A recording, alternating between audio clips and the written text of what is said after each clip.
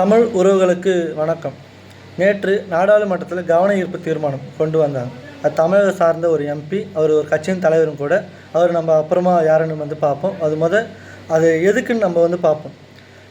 கவன ஈர்ப்பு தீர்மானம் ஒரு பிரச்சனை சார்ந்து தான் கொண்டு வருவாங்க. இல்லை ஒரு இயற்கை பேரிடாக ஒரு நாடாளுமன்ற உறுப்பினர் தனிச்சாக அந்த தீர்மானத்தை கொண்டு வரலாம்.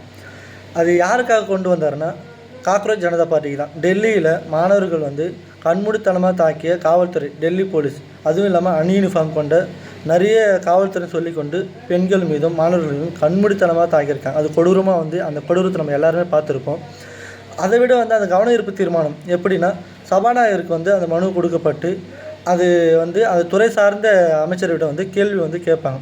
அந்த கேள்வி கேட்கும் நேரத்தில் இந்த இந்த எம்பி அந்த கேள்வி கேட்பாங்க. அதுக்கான பதில் அவங்க தரணும். கண்டிப்பாக அதுக்கான சட்டம் விதி 197 வழங்கியிருக்கு. இப்போ இந்த பிரச்சனையை அவர் மக்களுக்குன்னு தேவை இது மக்களுக்கான ஒரு போராட்டம் அப்படின்னு சொல்லிட்டு முன்னெடுத்து இந்த தீர்மானத்தை எந்த ஒரு எம்பிக்கு முன்னே, எதிர்கட்சிகளுக்கு முன்னே அவர் கொண்டு வந்தது மிக மிக வரவேற்கத்தக்கது. அந்த கட்சி தலைவர் யாருன்னா வேறு யாரும் இல்லை, விடுதலை சிறுத்தை கட்சியினோட தலைவர் திருமாவளவன் தான்.